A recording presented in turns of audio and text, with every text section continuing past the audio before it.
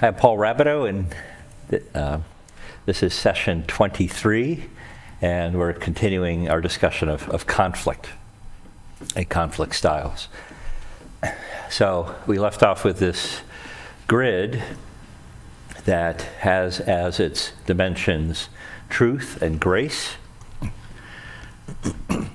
truth and righteousness and holiness, and grace, love and kindness, mercy.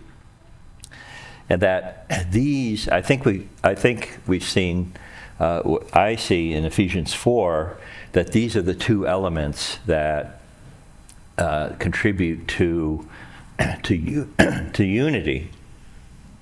And so when I said that unity is the most important thing to God, well, these elements are the elements of unity. So if you were to say, no, I think love is more important, well, love is a dimension of unity. Or truth is more important to God. Well, truth is a dimension of unity. And when we combine them, you get something, combine truth and grace and love and righteousness, then you get something even bigger, which is unity, and which God has. It's something that God is, and it's something that He has argued for in marriage and also in His church. So that's how I come up with the idea that unity is the greatest thing, right? And it describes God Himself, right? So we have this grid. And so in the same way, as we looked at the secular model, there are points on this grid that we can look at a little more closely. So if we are low on truth and we're low on grace, and so this would be how we approach this conflict is where there isn't I don't have an argument. There's not something that I'm looking for here in terms of this what is right dimension. I don't have an opinion about that, or I don't really care about this on this particular topic. There isn't something I think is right that is worth arguing for. Then I'll put myself low on this truth dimension. And very likely this is a little t truth issue, or what's better. But also, if I take a position low on grace and kindness, which would be a relationship dimension, this is not a situation where there are people involved that I think I should also be involved. So I just may take this position here, and which would really be kind of stay out of it. Let them figure it out. I don't think I need to come on one side or the other. And I think it's wise to know when you should be involved and when you should not be involved. Just let them figure it out. It's in my opinion, it's not that important. And just let them sort it out. I don't need to get involved in everything. Just my time as a resource, I don't need to get involved in everything. Or you can imagine that there's others who are negotiating over this, and I should let them do it. Let them have this experience of negotiating. Maybe there's a point in time, if the conflict is too high and relationships are being hurt, then maybe I step in. Maybe I take a different position. Instead of staying out, maybe then I take a different position of peacemaker or something like that. I, again, don't have a horse in this race, but maybe the relationships are being hurt. So right now, on this kind of conflict, I may just stay out of it. But maybe at some point I take a position. Okay, so maybe that position is on one of the ends, right? That the corners there high truth but low on love, or high on love and low on truth, maybe I need to step in at a certain point. If I see relationships being hurt, and I just step in like, I don't care where you end up on this issue, but I see that you are hurting each other, and I need to step in. So in that case, I would move from this low to a low-high, or low-medium, or something like that. So this low-medium, if we're going to end up there, then what we're really focused on is the relationship. And if this is the position, in a conflict, this is a position I take. It's because I'm not that concerned about the outcome, but I am concerned about how the argument happens, and that relationships aren't hurt. If we have conflict, one of the risks is that maybe where we end up is somewhere low on relationship, low on grace, low on love, and sometimes that doesn't matter. It's the guy who came in to fix the plumbing. We don't know him, and but if it's us, if it's the church, if it's the family, then we would like to have the relationships preserved too. Okay. So I don't care, if I'm this low, ending up high on grace, but on the low, the vertical dimension of truth, then I'm primarily in this situation concerned about preserving the relationship. The outcome doesn't really matter. So what color we paint the blue room, it was blue for a really long time, so we keep calling it the blue room. So what color we paint it isn't that important to me personally as an elder in the church, but if people are arguing about that, that's wrong, right? And I might need to step in and look for a solution, just some solution, in whatever color it is, some solution that preserves unity on the the relationship side. Right? Yeah. Steve. May I ask you to do something at this point, Paul? Could you? I have a little confusion on, you have low unity and low unity on the diagram, and the example you just gave about paint versus the conflict over the paint. Are you describing the X or the Y axis? And if you could give the example of each and show me which is which in the grid. I tell you what, let me, good, thank you. I tell you what, maybe that's best handled by putting more points on the chart, and I'll do that. Thank you. Okay. So let me just say for the moment then, relating this to our previous chart, that we have some similar points, right? That there are points on this chart that that can be low or low-high in either direction, or this moderate, somewhere in the middle on grace and somewhere in the middle on truth, or high on both. Okay, so let's talk about examples. Yeah, examples of those that might occur in our fellowship. Okay. So we're at these extremes, at the corners, and just thinking about what they might look like, or how people might understand them. Can this be too harsh? That we have to do it this way, and I don't, I can't be concerned about whether you're happy or not. It just has to be this way. Right? Or I'm just trying to keep the peace, and whatever the decision, the most important thing is the peace, right?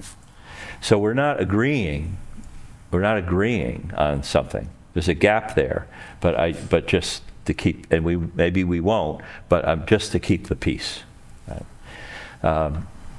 Or maybe we can go between the two. So there's this point A and B, and maybe there's a balance. Now, or I could use the word here, compromise, and I'm comfortable with that word. Some people in church are not comfortable with that word. They think that's always a bad thing, to compromise. But compromising is often a good outcome, and I'm just using it in the most sterile technical sense, that we might trade off. Well, I'll get a little bit of what I want, and you get a little bit of what you want, and we're good with that, right? So just thinking of examples of these that might occur in a church context. So I'll give you some of my thoughts, but if you have an example, I appreciate that. So Paul and Barnabas, okay? Or I'll give examples from the Bible. So I want to read that the end of Acts 15 here, and what I'm calling this here is a compromise, that they're going to strike a compromise. And so after some days, Paul said to Barnabas, "Let us return and visit the brothers in every city, where we proclaim the word of the Lord and see how they are." Now Barnabas wanted to take with them John, called Mark. But Paul thought best not to take with them one who had withdrawn from them in Pamphylia and had not gone with them to the work. Okay? So there was this episode where John Mark left. And that Paul, whatever, maybe was unhappy with that, he just doesn't think that John Mark at this point would be a good person to bring with them on this trip. And there rose a sharp disagreement between Paul and Barnabas, so that they separated from each other. Barnabas took Mark with him and sailed away to Cyprus, but Paul chose Silas and departed, having been commended by the brothers to the grace of the Lord. And he went through Syria and Cilicia and strengthening the churches. Okay. So so there was this disagreement between Paul and Barnabas as to whether Mark should come with them again, right? And Paul said, "I don't want him." And so Paul and Barnabas separated and went separate ways, and this is where Silas comes in. And Silas is all over the place after this, as this Acts follows Paul. So what happened here? How do you take that story? I'm going to put it in the middle that Paul and Barnabas, they were in conflict, they disagreed, and their solution was to, Barnabas did not want to do this to John Mark, right? And Barnabas did not want to leave him out, and Paul did not want to include them. There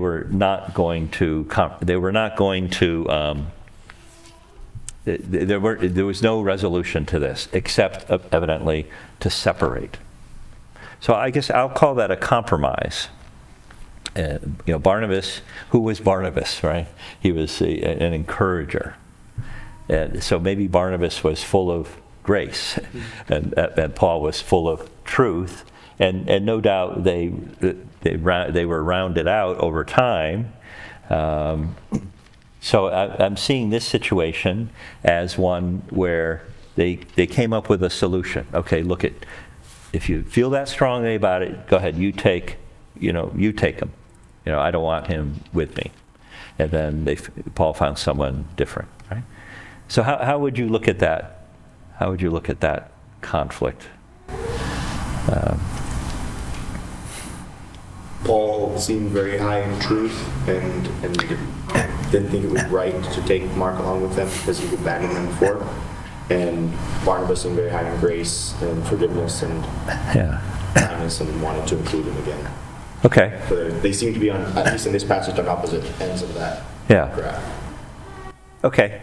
Any other thoughts about that? And I welcome from the broader audience too. So what you've described is, let's say Paul is at A and Barnabas is at B.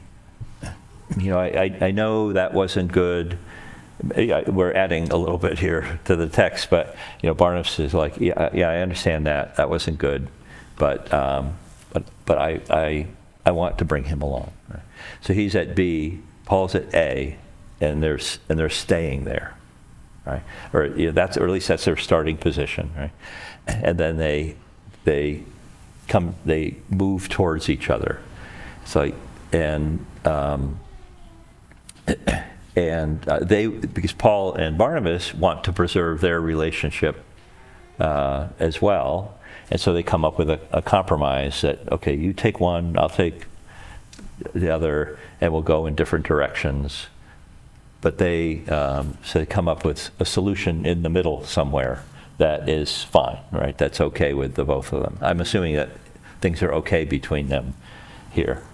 So that's how I would look at a way of settling a conflict, and that's a compromise, and compromising like that is fine. It's a good skill to be able to compromise. A husband and wife need to also know how to compromise. What can I give up to preserve what's most important to me?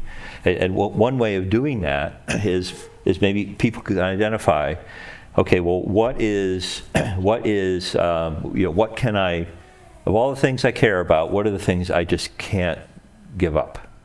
And then there would be a whole bunch in the middle, like, okay, I could let this go, and you could let that go, and then we get what's most important to us. If we're skilled at compromising, we might be able to keep what's most important, and then just trade off what is what's less important, for the purpose of maintaining our relationship, instead of stubbornly staying in my corner, right?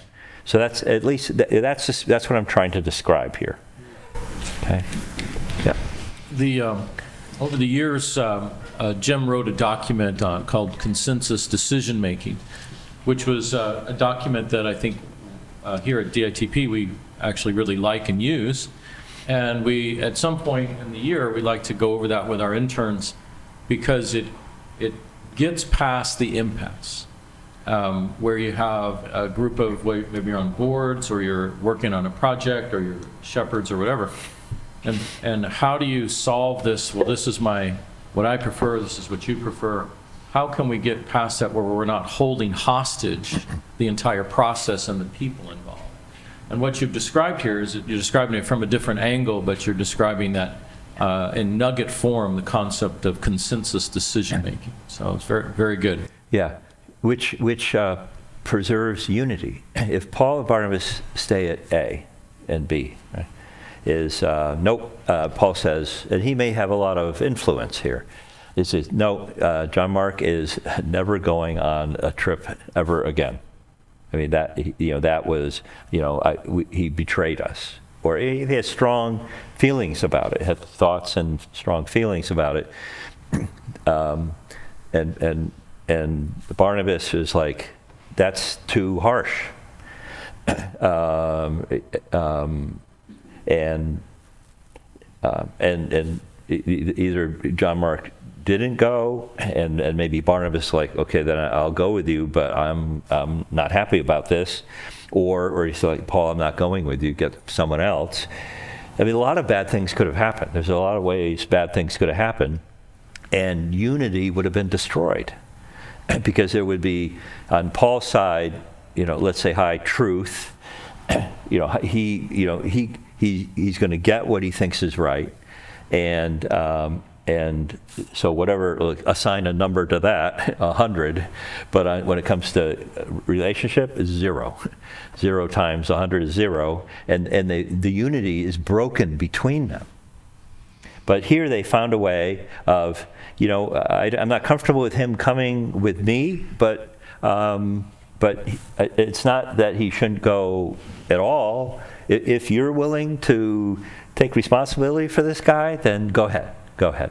It's just that I don't really want him to come with me, right?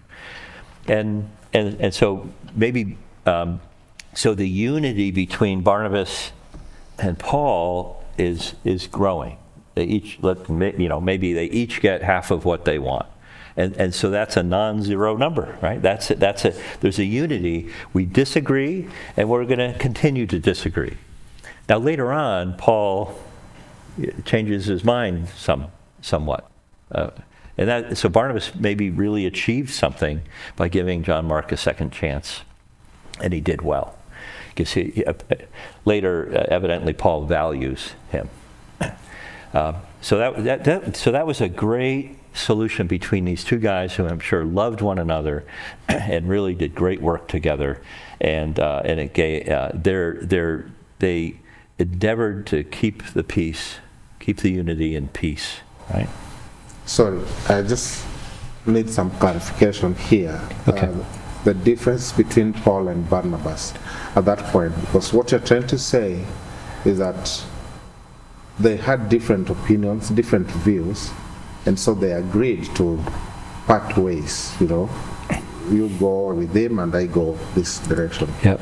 But maybe it's just my English, but what I read from the scripture here, it doesn't say that they agreed. What it says here, that 39 says, then the contention became so sharp that they parted from one another. They parted. They did not agree. They just parted from one another. I'm reading from the New King James Version. Yeah. And so Barnabas took Mark and sailed to Cyprus, but Paul chose Silas and departed. So where did they agree that you go with him and I go? They just disagreed. Yeah, And that's right. I took him and I went, and he took him and they went. So at that point, was there unity in agreement? No. Okay, good. Excellent point. Yeah, I'm just looking across translations, and it's pretty consistent, right? The disagreement was so sharp. So I guess this is how I would argue this, okay? Is that, let's say, Paul was, he can't go. Maybe his starting position was, he can't go. He's no good on these things. So maybe he starts up here at A with a hard position on he can't go. Barnabas was like, no, Barnabas is, this is, let's say, Paul's chart. He can't go. Barnabas's chart was he should go. So they're both at A in terms of their opinion about John Mark, right? But then and at that point maybe there was this sharp disagreement between them. But the solution was further down into the passage. The solution was, well, he'll go, but he'll come with me. And then Paul will pick someone else. So is that a compromise? He can go, but so Paul will agree, okay, he can go, but not with me. And Barnabas is that he got also part of what he wanted, which was he will go, but not with us. And so there is something that happens. There's a separation. Were they in the sharp disagreement that we just don't know enough? We'll get these guys together in heaven and say, can you describe that to us? But it seems to me that their relationship was preserved when they started at a sharp disagreement, but something happened between them that their relationship was preserved. And John Mark didn't go with us, but he did go. So I would say Paul gave up something, and Barnabas gave up something. Barnabas is not going with Paul. What Paul got was he's not coming with me. So they both got something, and their relationship is preserved. So they're somewhere in the middle of this chart. That's how I take it. But it's a good emphasis. It's good to be clear on that point. They had a sharp disagreement. Yeah, because originally Paul was to go together with Barnabas, but because this guy came in the middle, whether we go together with him or not, he's the guy who caused the division between Paul and Barnabas. Yeah, I'm taking it that the division was resolved because they both got part of what they wanted and they maintained their relationship. But Steve, you have a thought? In the translations that most of us use, the word sharp is actually not, there's not a Greek word for sharp there. The Greek word is one Greek word, or there's two. There's autos, which is they, and then the word split, separate. And when we read it, we read into it, oh, they sharply separated.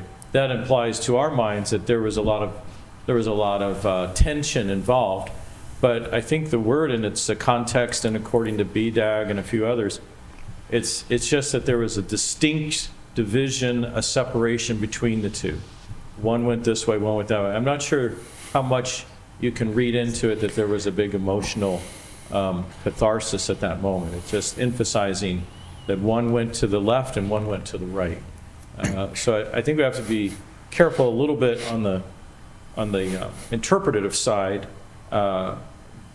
because I would always read that in, and I realize the word's not in the text. It's, I'm saying sharp as in, like, wow, we really duked it out, and I'm slamming the door on the way out. I don't know if that's what's being implied. So. Okay.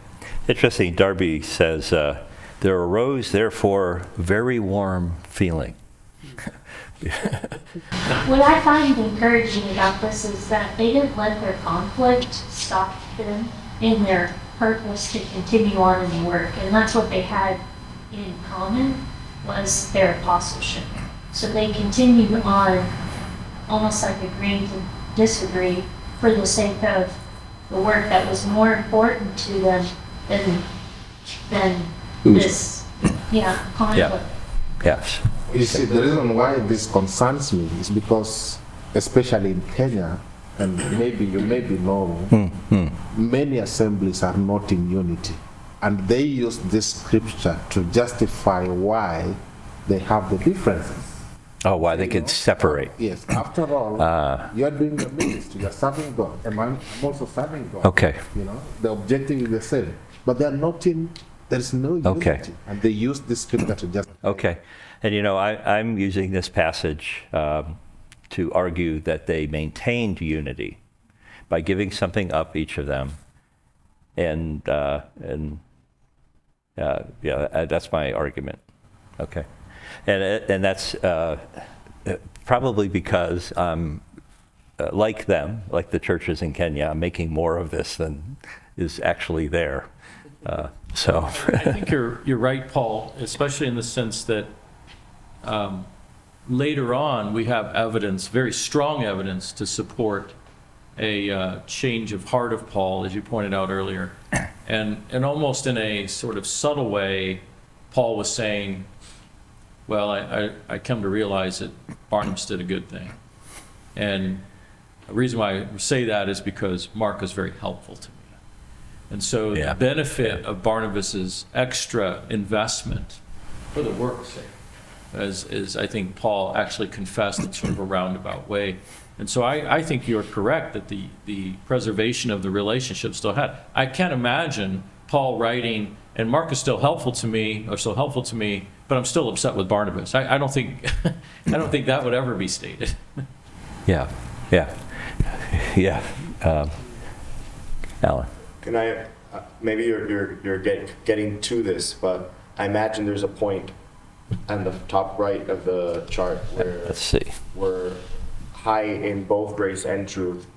And so maybe we could say, this again would be reading into the text, but maybe we could say they both compromised, but there maybe could have been I'm not talking about that situation in particular, but in general, there can be a better situation where there's more unity and it doesn't cause a division, or it doesn't cause a compromise where we're giving something up, but we're both high in grace and truth, and there's an even better resolution. Yes, good anticipation. Because you could ask, could they not have really work this out? Could they have worked this out? And maybe what happens over time, maybe partly because John Mark, through Barnabas's continued encouragement, really himself got better, and to the standard of Paul at some point, and maybe Paul softened his position. And so let's say if you're right in the middle of the grid there, doing what, let's just assume at this juncture that the best they could do was kind of give up some, both. But could they collaborate? That was the upper right-hand term, and move towards another point of greater agreement. So now, just imagine what maybe that looked like is Barnabas really worked through this with John Mark, and such that Paul could now see that, John Mark has matured. I hold to it. It wouldn't have worked back then, but now I can really see his value, and now Barnabas and Paul are coming together on the question: is John Mark good enough for this work? Now they agree. Okay, so they're high on truth, and the relationship is strengthened. Or maybe they, just are more accommodating to each other. So yes, and let's go there. I'll just say, with false teachers, for example, in Jude, there's point A is the appropriate thing. Look at, we're not gonna give them a small Sunday school class instead of a big one as a compromise. We can't do that. We can't compromise with this guy, right? And maybe Romans 14 is an example of B. So not being too timid, not being too harsh, being appropriate. That, this, eating meat that's been sacrificed to idols, this isn't something that's important. And instead, look after the weaker brother. So maybe those are examples of point A and point B when they're appropriate. Okay. But we should think about what is our go-to style again. And that might have something to do with, our personalities. It will. And but this whole grid, we need to be able to operate on this whole grid. Of being firm when it requires that, of being full of grace when it requires that, and then being able to compromise on points that really aren't, on at least the things that, they're just not crucial to Jesus. Right? So let's talk about that. How do we move from A to C, or from B to C? And C is this collaboration point, right? Where we're grace and truth. We're full of grace and truth. So if I'm at point A and really, how do we, just as Alan has described, how do we move to that upper right corner? So then I think that emotional regulation is part of that, right? How do I act with more love? Okay, this is really important to me. I can't give it up. But while this is really important to me, and I can't give it up, can I also do more to preserve the relationship? Right? Can I strive, since I'm here at A, can I strive to preserve the relationship? Maybe Paul was doing that when he was talking to the Corinthians about the person who sinned, and they have to be put out, but treat them with love, and the goal is restoration. Maybe he was doing that. So emotional self-regulation, self-control, frustration tolerance, for the grace of God has appeared, training us to live self-controlled lives. That even though I'm I have a position that I feel I need to maintain and can't compromise on, it is still possible to do better. And maybe in me holding my strong position, there's going to be zero unity. We're not agreeing at all, and and the relationship is zero at this point because of the way I'm holding my position. And there's zero unity. Can I be more graceful and increase unity? I could not just regulate my own self here, or in doing that, de-escalate the conflict. Do I need to be harsh in holding my position? A soft answer turns away wrath. But, if I am harsh at point A, I'm going to stir up anger, and that's going to hurt us. That's going to hurt the relationship. So you can hold the position firmly, but you don't have to destroy the relationship in doing so. Right? I think there are people who pick a point A and they don't even think about the relationship, and they feel justified. Right? Maybe what James was talking about. Right? It almost strengthens their resolve that they are, upset, and the separation is proof that of something or another. And I disagree. Right? I don't. What if they could disagree and have a certain amount of unity? God would prefer that. God prefers greater grace. If Jesus has us coming and going in Matthew 5 and 18, whether I'm the offended one or I have been the offender, he says, you got to go. You got to go and try to reconcile this. Right? I should also consider my weaker brother and relinquish my rights. I can hold my position, but I also can relinquish my rights, not insist upon something that doesn't really matter. Of course, we have different opinions about what's a big T and a little t, but we can still have fellowship because of the core relationship with Jesus, and let the peace of Christ rule in our hearts. The peace of Christ still needs to rule in our hearts, even if we disagree with somebody sharply. Okay, so let's look at the other example. We're at a position where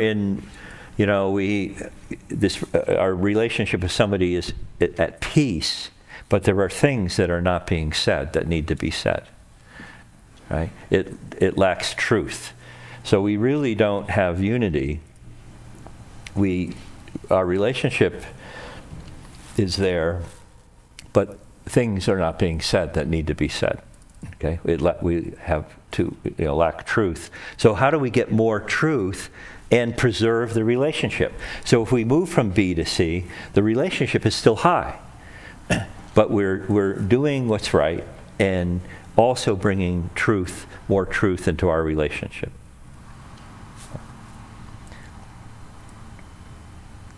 Okay? Remember what Jesus says, if anyone loves me, he will keep my word. That love and keeping the word, maybe that's righteousness, both need to be the case. Maybe maybe an example of this is in a relationship, but there's wrong. We're doing wrong together. Maybe it's impurity or something, and can we keep the relationship but do what's right? Keep my word. Assertiveness, I think, is a good skill in this context. And Paul at one point, pray that I may declare it boldly as I ought to speak. There are times when we need to declare boldly. Now, sometimes that will break the relationship, and that'll just have to be okay. But other times, the relationship lacks assertiveness. I don't feel comfortable saying the things I need to say, or ask for the things I need to ask for. And so we're at B, but this is and we have a relationship, but it's really not a good relationship because it lacks truth and righteousness. So being assertive, to be able to speak as we ought, and to be bold and still preserve the relationship. Can I do that? Can I develop that ability? Jesus, I think, gives a good example of this when he's speaking to Martha. I mean, Martha is wrong, and he's able to rebuke her, but they still all love each other. Right? The situation where Paul corrects Peter. Right?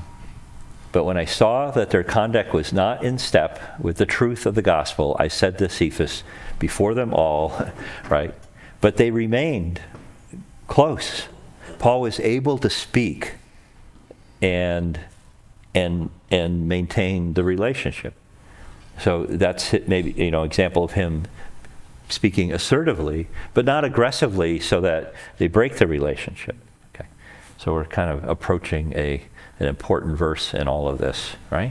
So we can be at point A and move to point C, or at point B and move to point C. It's the best place on the chart, and if it's worth it, then we put the effort into this, and I think we're often called to do that. Full of grace and truth, that's what Jesus said, and what Paul said is speaking the truth in love. We are to grow up in every way into Christ, maturity and fullness and unity. Okay? So I just imagine Paul speaking the truth in love. 5 words. Speak. We have to speak. We have to be able to speak. Some people, they won't speak. They'll just avoid. Okay? But we have to be able to speak.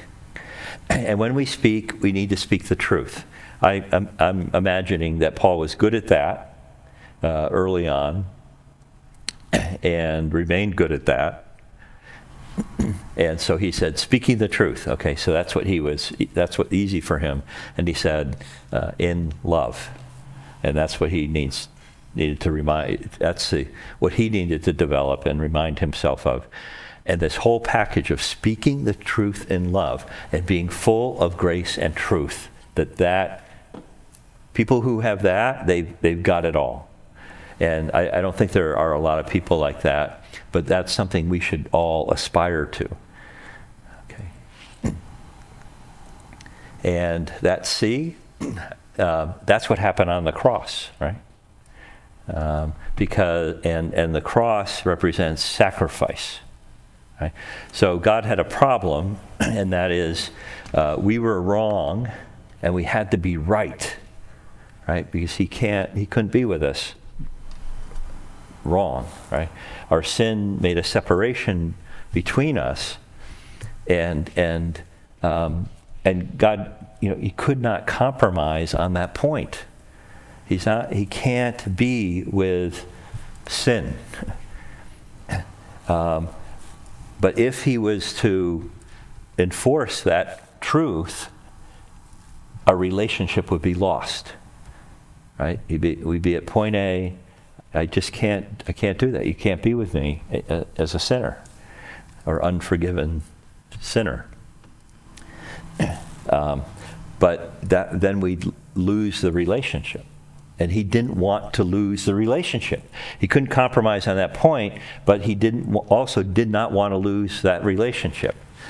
So in order to go from A to C, a sacrifice had to be made. Okay. And that may be how this works. Wherever we are, versus the other person on the chart, if we want to be full of grace and truth, if we want to end up in that, the secular term is that collaborative point, but I think the better terms, if we want also to be full of grace and truth ourselves, and be full of grace and truth, and be able to speak in truth and love with other people, that dimension of emotional intelligence, then someone might have to make a sacrifice to get there. But that's what Jesus did for us, right? So, and our last thought,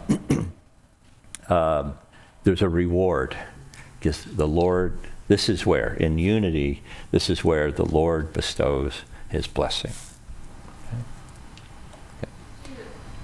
How do you handle or encourage a brother who has a low value of relationship as a motivating factor? Yeah. Without going through all of this, right, for a couple hours. Okay, so how do we motivate somebody who's a real truth teller, and that's the most important dimension, is being right. In the worst way, he's just always got to be right. But in the best way, that is, really stands up for the truth, and doesn't want to compromise truth with a capital T. The problem is, in that case, maybe everything is a capital T, right? And so how do you motivate somebody to have more grace and more love? Okay, so I'm just going to throw it back to the audience here. How do you motivate somebody who's like that?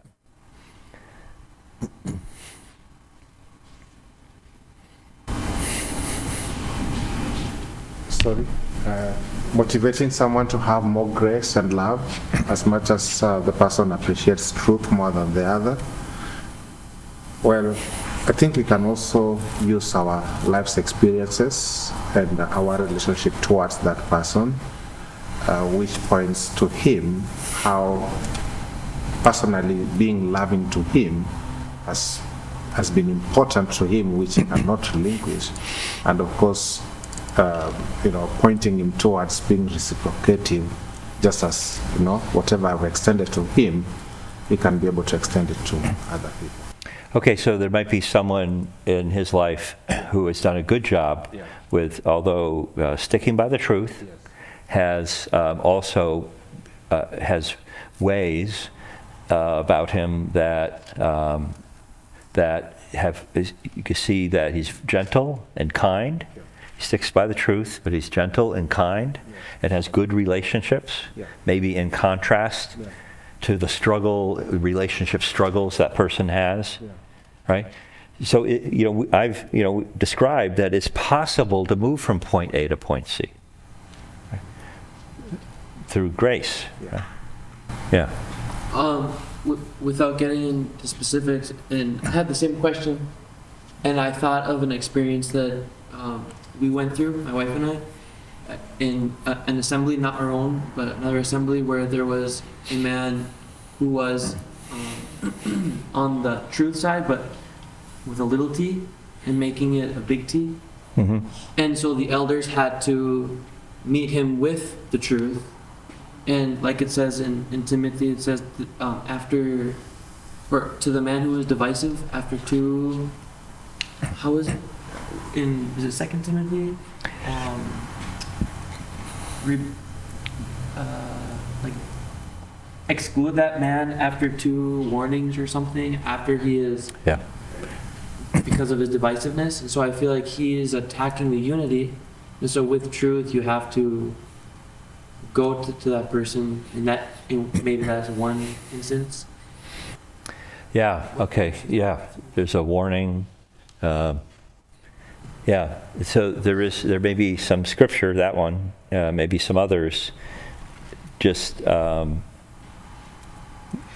don't know that complains about the truth idea, but it is divisive.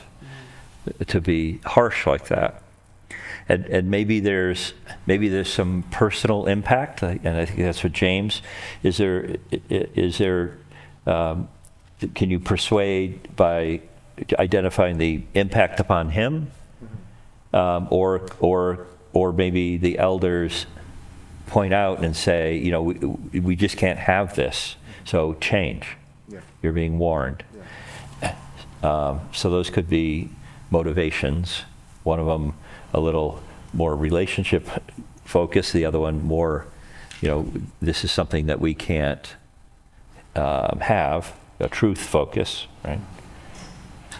There's a proverb that says, by the sweetness of lips, learning increases.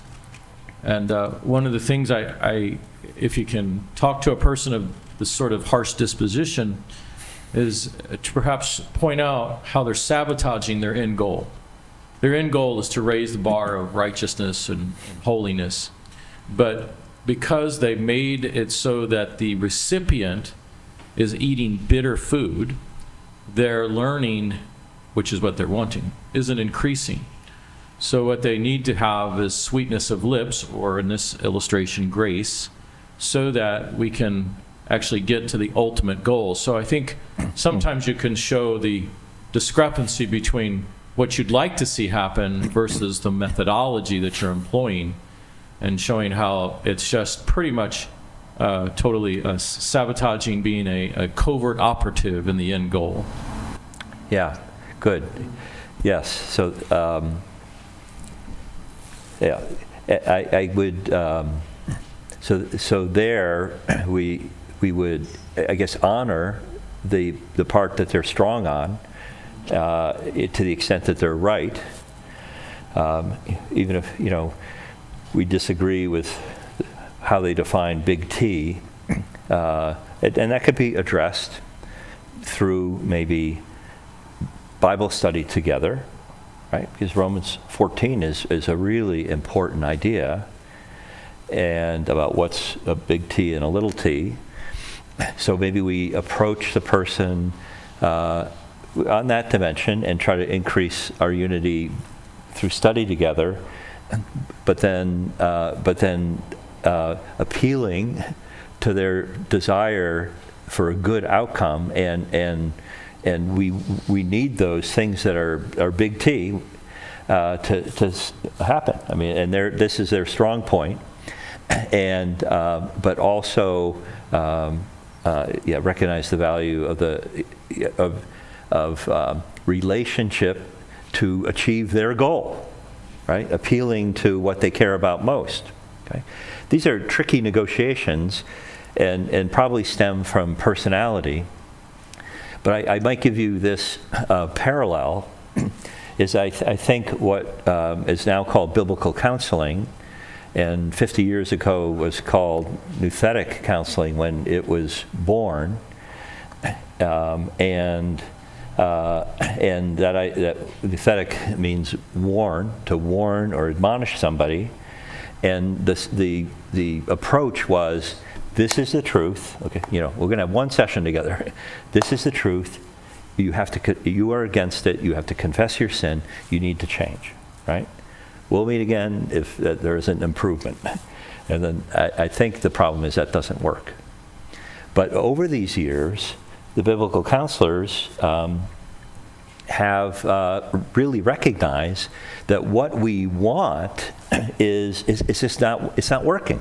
We're not achieving our goal as well as those Rogerian people who take that approach. And I think they changed on a dimension that they could change on. We're not trying to be, being harsh is not our objective. Helping the person change is our objective. So maybe that whole area has sort of compromised, or maybe slid over just by adding, this is going to take more than one meeting. So I need to also maintain the relationship with this person as I speak the truth in love, so that they can really make the change they need to. And now I've achieved my goal more often. So maybe there's a parallel there that did work for Jay Adams and others, or I don't know, if that's really, what he was like. But the whole area, while maybe the integrationist approach needs to be sure that biblical truth is being included here faithfully and appropriately, and that's not being compromised. So maybe they've both, and I think this is the case, have both worked towards point C. And there's a lot more agreement in those two areas than there were 50 years ago. Right? You want to add something else, Steve?